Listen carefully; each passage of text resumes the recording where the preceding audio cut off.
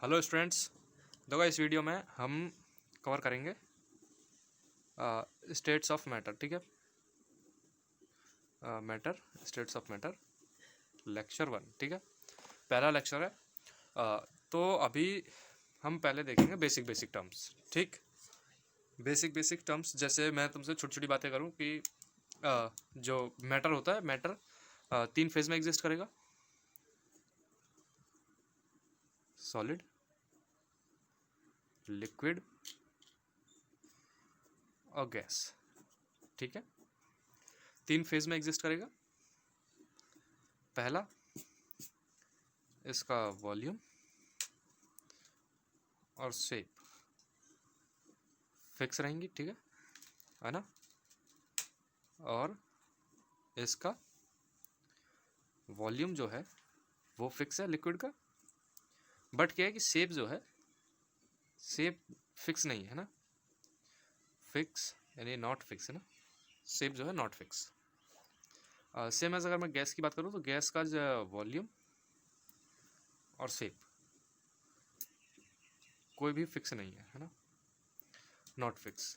जैसे अगर मैं तुमसे बोलूँ कि ये एक पेन है ना, तो पेन का एक डेफिनेट स्ट्रक्चर है। ठीक है, ऐसे ऐसे जो भी है ये स्ट्रक्चर है और सॉलिड में है ना। ठीक है, इसके पास एक वॉल्यूम भी है अपना। वॉल्यूम मतलब इसमें क्या क्या चीज़ है ना। या अगर मैं बात करूँ तुमसे वॉल्यूम की, तो वॉल्यूम जो होता है कि वो चीज़ जिसका हम वॉल्यूम की बात कर रहे हैं, वॉल्यूम होता है कि वो अपने अंदर, जैसे मान लो एक कंटेनर है। ठीक, कंटेनर मतलब ग्लास है ना, ग्लास है ना, ये हो गया ग्लास, पानी वाला ग्लास। ठीक, तो ये अपने अंदर कितना पानी स्टोर कर सकता है, ये इसका वॉल्यूम होगा। Capacity of store anything is the volume. ठीक है, ये अपने अंदर कितना स्टोर करेगा, कितना स्टोर करेगा, ये इसका वॉल्यूम है। ठीक है, एयर कितना स्टोर करेगा, वाटर कितना स्टोर करेगा, वही। ठीक है, तो सॉलिड जो है, सॉलिड का अगर मैं तुम्हें एक एग्जांपल दूं, बेस्ट एग्जांपल ब्रिक्स, ईंट है ना। ये मतलब क्यूब शेप में होती है। ठीक है, ये ऐसा। ठीक है, या मैं बोलूँ आइस, आइस, ब्रिक्स, पेन। ठीक है, ये पेपर खुद सॉलिड है, इसका वॉल्यूम भी, अगर मैं इसके कुछ बनाऊँ फ्लास्क वगैरह, इसका वॉल्यूम फिक्स रहेगा। ठीक है, शेप है इसका एक, अभी A4 साइज़ है पेपर का। अभी तुम चेंज कर दोगे इसका तो फिर किसी फाइनाइट, फिर से फाइनाइट शेप में रहेगा। लिक्विड का अगर मैं तुम्हें एग्जांपल दूँ, पहला अपना सर्वोपरि वाटर, जो कि सभी में काम करता है ना। वाटर का क्या है कि अगर तुम किसी भी चीज़ में डालो वाटर को, मतलब पानी के ग्लास में डालो पानी को। ठीक, तो ये जो ग्लास है उसकी शेप ले लेगा पानी। ठीक है, और अगर तुम इसे कढ़ाई में डालो, बड़े बर्तन में है ना, तो फिर उसकी शेप ले लेगा, है ना। हाँ, और अगर मैं वॉल्यूम की बात करूँ तो वॉल्यूम, सॉरी गैस की बात करूँ तो गैस जो है, हाँ, वाटर का जो वॉल्यूम है, वॉल्यूम जो है वो फिक्स रहता है। मतलब कि एक पानी का जो वॉल्यूम है वो फिक्स रहेगा। ठीक, अभी आगे बताऊंगा मैं कैसे फिक्स होता है इसका वॉल्यूम वगैरह, है ना। और गैस, गैस का जो शेप है, कोई भी शेप नहीं होता है गैस का। ठीक है, और जो वॉल्यूम होता है, ठीक है, इसका वॉल्यूम जिस कंटेनर में हम रख रहे हैं इसे, है ना, उसको ले लेगा ये, है ना। जैसे मान लो यहाँ पे एक सिलेंडर था। ठीक है, ये वाला, ये एक सिलेंडर है, सिलेंडर है या बोतल बोल लो तुम, है ना, बोतल। ठीक है, और उसमें ऊपर से एयर, उसमें पूरे में एयर फिल है ना, एयर। तो इसमें जितनी एयर फिल है, मतलब अगर इसमें तुम बोलो कि इसमें 1 लीटर एयर भरी हुई है, तो इसका मतलब ये नहीं है कि 1 लीटर जो एयर है वो इतने में भरी हुई है, इससे ऊपर 3 लीटर और आ सकती है, मतलब ऐसा नहीं है ना। 1 लीटर है तब भी इतने में पूरे में रहेगी ना, और अगर तुम 10 लीटर इसमें भर दो तो 10 लीटर भी इसी में पूरे में रहेगी। ठीक, तो इसकी वजह से गैस का जो वॉल्यूम है वो भी फिक्स नहीं है। ये बहुत छोटी छोटी चीज़। अब इससे आगे देखो, अभी यहाँ पे बात करते हैं हम गैस पे, है ना। ये बहुत ही शानदार चीज़ है गैस, है ना। गैस एक कंटेनर में भरी हुई है। ठीक है, सिलेंडर टाइप बोलो तुम इसको, है ना, ऐसे, ये है ना सिलेंडर। अभी सिलेंडर में भरी हुई है, तो गैस जो है, उसमें मॉलिक्यूल्स रहेंगे, है ना। ये है मॉलिक्यूल्स या पार्टिकल्स। ठीक, कुछ भी हो सकता है। तो क्या है कि अभी देखो, ये जो गैस है, हम ये मान के चलते हैं कि ये जो गैस है, ये इसके जो पार्टिकल्स हैं, ये आसपास किसी भी डायरेक्शन में रैंडमली, ठीक है, मूव कर रहे हैं ना, एक जगह नहीं है ना। तभी तो ये पूरे कंटेनर में रहेंगे। फ्रीली मूव कर सकते हैं। गैस के जो पार्टिकल्स होते हैं, gas particles can freely move, है ना, वो कहीं भी मूव कर सकते हैं बिल्कुल फ्रीली, वो आज़ाद हैं। अभी कंटेनर बंद है तो इनके लिए जो कंटेनर है, इसकी जो ऊपर वाली वॉल, नीचे वाली, ये साइड वाली, ये वाली, तो ये वाली वॉल, ये इनके लिए एक संसार है, इसी में ये सभी में घूम सकते हैं फ्रीली, बिल्कुल ठीक है, बिल्कुल फ्री घूम सकते हैं, ठीक। और जब ये मान लो कि ये वाला पार्टिकल ऐसे आके टकराया है इस वॉल पे, तो यहाँ पे कहीं प्रेशर एक्सर्ट करेगा ना, प्रेशर लगाएगा, है ना। ये वाला कहीं यहाँ लगा रहा होगा, ये वाला यहाँ, कहीं भी, मतलब जो जहाँ पे मूव करेगा, जहाँ पे टकराएगा वॉल से जाकर, वहाँ प्रेशर एक्सर्ट करेगा, ठीक है। तो यहाँ से पहली चीज़ जो आएगी हमारे पास, वो आएगी प्रेशर, ठीक। Pressure of gas. इस वीडियो में छोटी छोटी चीज़ें कवर करेंगे, ठीक है। प्रेशर ऑफ गैस, ठीक। तो देखो गैस का प्रेशर जो है उसके बारे में थोड़ी बातें करूँगा। तो pressure of gas is due to the continuous collision of a gas molecules. ये जो गैस मॉलिक्यूल है, इनके कंटिन्यूस लगातार कोलिजन से, मतलब ये आपस में भी टकरा रहे हैं, वॉल से भी टकरा रहे हैं, है ना। तो अगर तुम लिखना चाहो तो लिख सकते हो, pressure of a gas is due to the continuous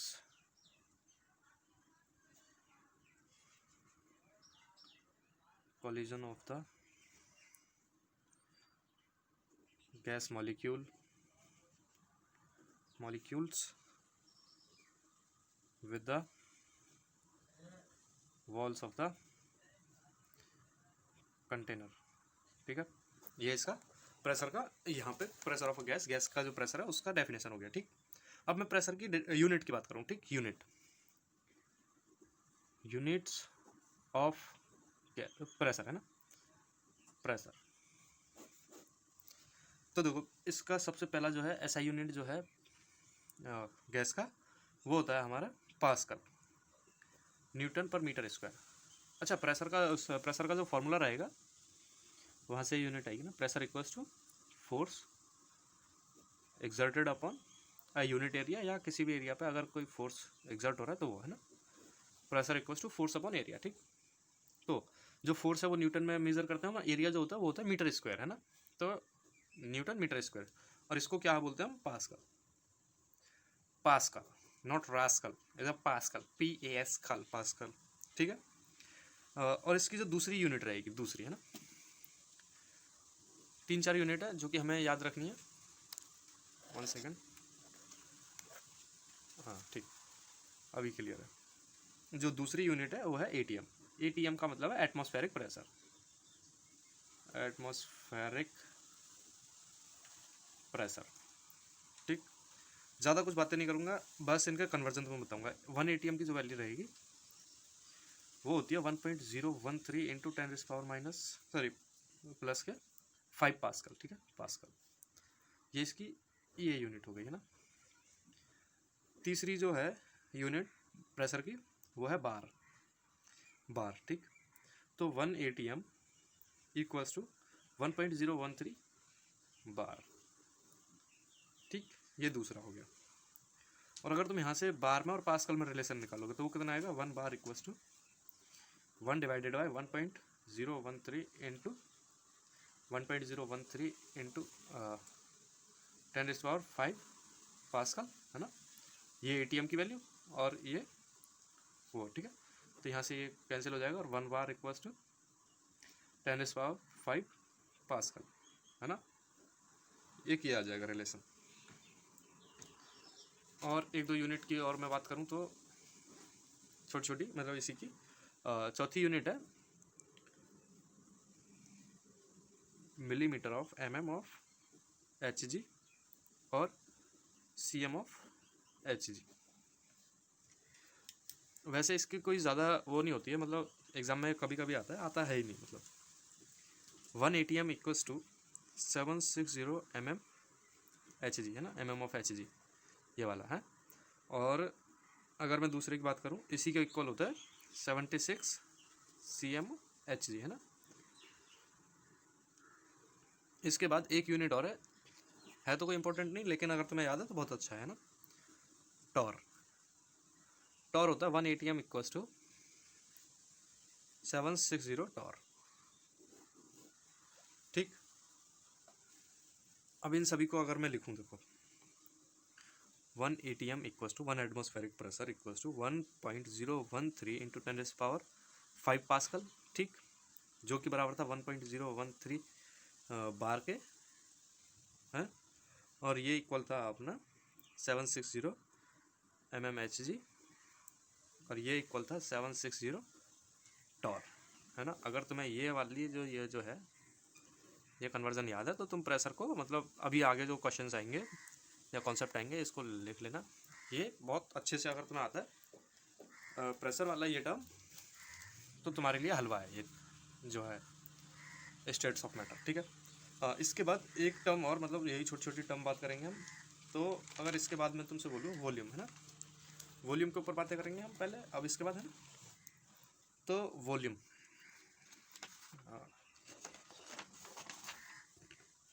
sorry,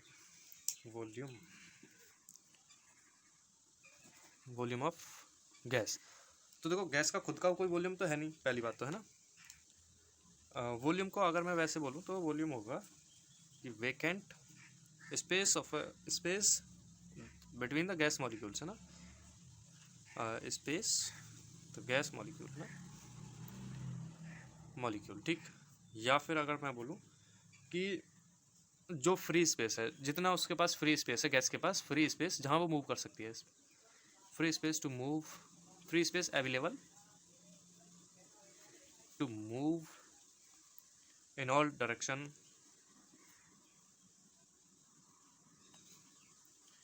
of a gas molecule. ठीक है, ये रहेगा गैस का फुल फॉर्म, सॉरी वॉल्यूम का, है ना, अगर वो डेफिनेशन। ठीक, और अगर तुम मतलब वही 10th वाली बात करो तो मतलब वही रहेगा कि gas have no definite volume, it occupies the complete space of a vessel which it is filled, है ना। तो वो तुम अगर लिखना चाहो तो वॉल्यूम ऑफ वेसल, मतलब जिस बर्तन में या जिस कंटेनर में रखी हुई है वेसल, और वॉल्यूम ऑफ गैस। वेसल मैं क्यों बोल रहा हूँ कि वेसल जो है ना, अगर मैं तुम यहाँ पर कंटेनर लिख सकता था, वॉल्यूम ऑफ कंटेनर या वॉल्यूम ऑफ सिलेंडर, लेकिन एनसीईआरटी यूज़ करता है वेसल। ठीक है, आदत डाल लो। अब यूनिट वॉल्यूम की, है ना, यूनिट्स ऑफ वॉल्यूम। तो इसका सबसे पहला यूनिट जो है एसआई यूनिट, वो है मीटर क्यूब, है ना। फिर 1 metre cube equals to 1000 litre. ठीक है, 1 DM cube equals to 1 litre, जो कि कितना होगा 1000 ml के। ठीक, और ये कितना रहेगा,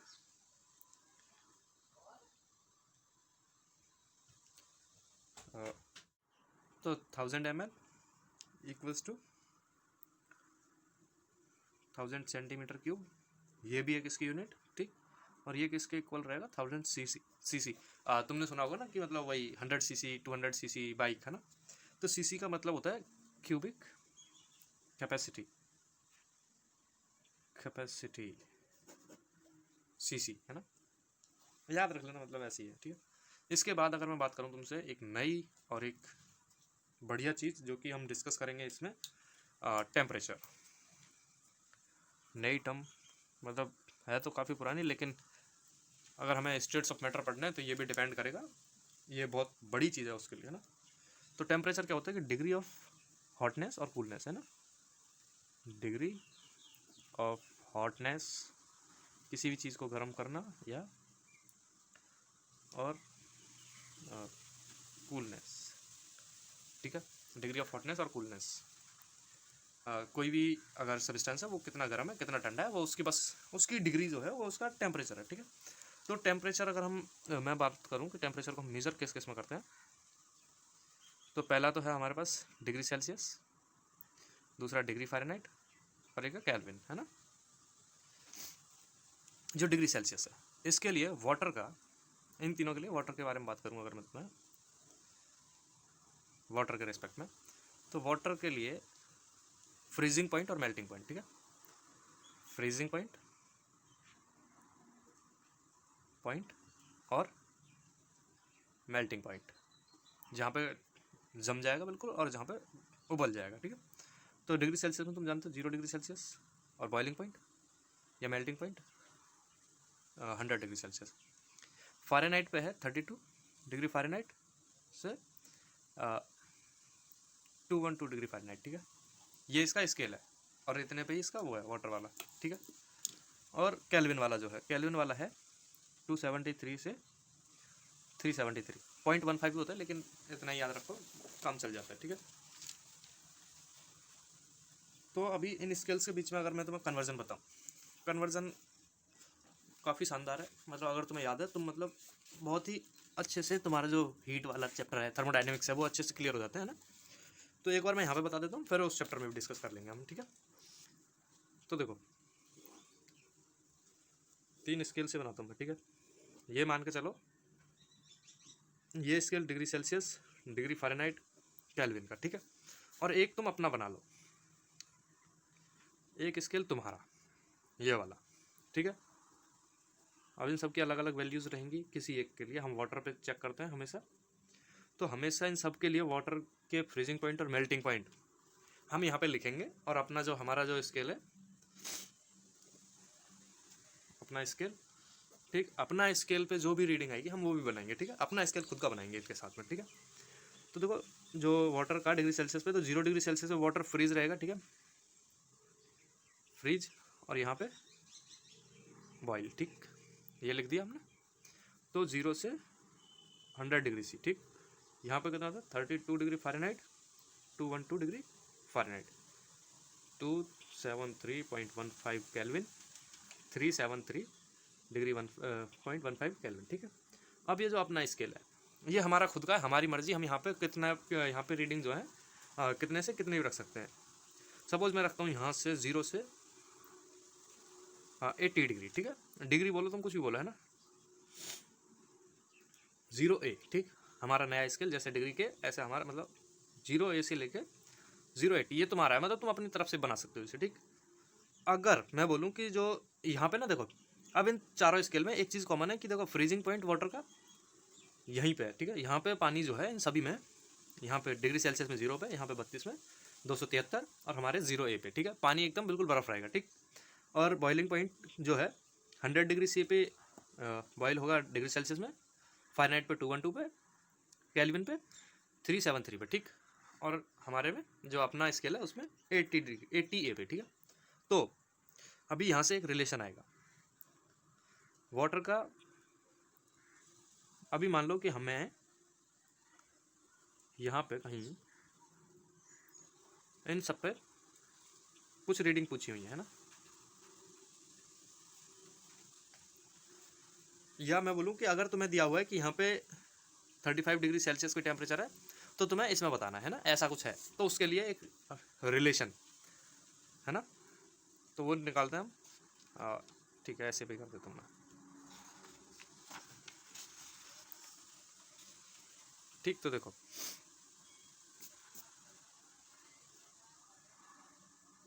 डिग्री सेल्सियस मतलब जो हमारा डिग्री सेल्सियस वाला जो है उसका freezing point of water divided by boiling point minus freezing point, ठीक है, इक्वल्स टू डिग्री फ़ारेनहाइट वाला, ठीक है, degree Fahrenheit minus freezing point divided by boiling point minus freezing point equals to kelvin minus 273 divided by 373 minus 373 बोले तो boiling point, ठीक है, 273 freezing point equals to अपना जो स्केल है A minus 0 divided by 80 minus 0, ठीक। ये एक रिलेशन है ना। अभी मान लो कि एक क्वेश्चन है कि कैलकुलेट द टेम्परेचर या कन्वर्ट बोलो, ठीक है। हमें दिया हुआ है कि 35 डिग्री सेल्सियस है, तो हमें इन बाकी पे फ़ारेनहाइट पे, केल्विन पे और अपना पे, ठीक है, अपना स्केल, ठीक है, इन तीनों पे बताना है, ठीक है। तो यहाँ पे जहाँ पे डिग्री सेल्सियस है यहाँ पे 35 रखो, 35 minus 0 divided by 100 equals to degree Fahrenheit पे चेक करते पहले, ठीक। तो degree Fahrenheit minus 32 divide by 180, मतलब ये माइनस करके आएगा ना 180, ठीक है। और यहाँ से जब तुम करोगे इसे तो ये कितना आएगा 35 into 18 divided by 100 sorry 10 equals to degree Fahrenheit minus 32, और 32 को इधर लेकर आओगे तो प्लस में हो जाएगा ये, ठीक है। 35 into 18 equals sorry plus 32 equals to degree Fahrenheit. ये तुम प्योर कैलकुलेशन है, ये तुम करना, ठीक। ऐसा ही केल्विन में है ना, K minus 273 divide by 100, difference जो इनका 100 और माइनस करके जो आएगा, ठीक, इक्वल्स टू 35 बाई 100, ठीक, 100 से 100, K इक्वल्स टू 35 प्लस 273, ठीक। तो K की वैल्यू कितना आएगा 801,308 केल्विन है ना। टेम्परेचर जो आया वो इतना आएगा है ना केल्विन स्केल पे, ठीक है, इतना रीडिंग शो करेगा। और अगर अपने की बात करें हम इसकी, तो ये रहेगा 35 by 100 equals to A by 80, जो कि कितना रहेगा 35 into 8 divided by 10 equals to A। तो यहाँ से अगर तुम कैलकुलेट करोगे 8 × 40 4 और 8 3 24 24 एंड 6 4 28 280 डिवाइडेड बाई 10, तो ये मतलब हमारे वाला जो स्केल है नया वाला, उस पर कितना रीडिंग शो करेगा 28A, ठीक है। वहाँ पे 28A, यहाँ पे केल्विन में 308 और फ़ारेनहाइट में तुम कैलकुलेट करना है इससे, ठीक है। तो मतलब ये एक रिलेशंस है। अगर ये मैंने तुम्हें क्या बताया, ये वाला यहाँ पे तुम अपने मन से भी रीडिंग रख सकते हो। अगर तुम इसको अपने मन से एक बनाओगे ना, फिर तुम्हें इसमें कोई प्रॉब्लम नहीं रहेगी, ठीक है। अब आगे करते हैं हम और छोटी छोटी बातें हम करेंगे। अब किस पे, टेम्परेचर हो गया हमारा, प्रेशर हो गया, वॉल्यूम हो गया। अब है हमारा मोल्स या अमाउंट ऑफ एनी सब्सटेंस, ठीक, जो क्या होता है मोल, है ना। किसी भी मैटर में कितना अमाउंट है उसका, मैटर का अमाउंट ऑफ सब्सटेंस, जो कि हम जनरली केस में मेजर करते हैं मोल में, ठीक है। वो तुम्हें मालूम है, given mass divided by molar mass, और भी बहुत सारे कन्वर्जन है इसके मोल्स निकालने वाले। मोलरिटी से निकालते हैं, मोलैलिटी से निकालते हैं, ठीक है। नंबर ऑफ पार्टिकल्स दिए हों तब भी निकालते हैं ना। तो ये सारी चीज़ें अगर हमें पता है, कौन कौन सी, प्रेशर, वॉल्यूम, टेम्परेचर और ये, ठीक। अभी इस वीडियो में इतना ही, ठीक है, इतना ही, मतलब कि अब हमारा जो बेसिक्स है, basics for states of matter, वो हो गया कंप्लीट, ठीक। अगली वीडियो में मैं स्टार्ट कर रहा हूँ स्टेट्स ऑफ मैटर में। अभी देखो एक चीज़ और क्लियर करता हूँ कि हम सॉलिड स्टेट जो पढ़ते हैं, हम सॉलिड स्टेट को डिटेल में डिस्कस करेंगे 12th में, ठीक। फिर लिक्विड स्टेट को भी हम डिटेल में डिस्कस करते हैं 12th क्लास में। और जो गैसियस स्टेट है ना, इसका स्टेट्स ऑफ मैटर का ये 3 पार्ट हो गए, है ना, सॉलिड स्टेट, लिक्विड स्टेट और गैसियस स्टेट, ठीक। गैसियस स्टेट हम 11th में डिस्कस करते हैं, ठीक है, 11th क्लास में। तो अभी पहले क्या डिस्कस करेंगे, गैसियस स्टेट, ठीक। सॉलिड स्टेट 12th, ये भी 12th, ये 11th, ठीक। तो अगली वीडियो में गैसियस स्टेट, ठीक। मिलते हैं अगली वीडियो में, तब तक के लिए गुड बाय।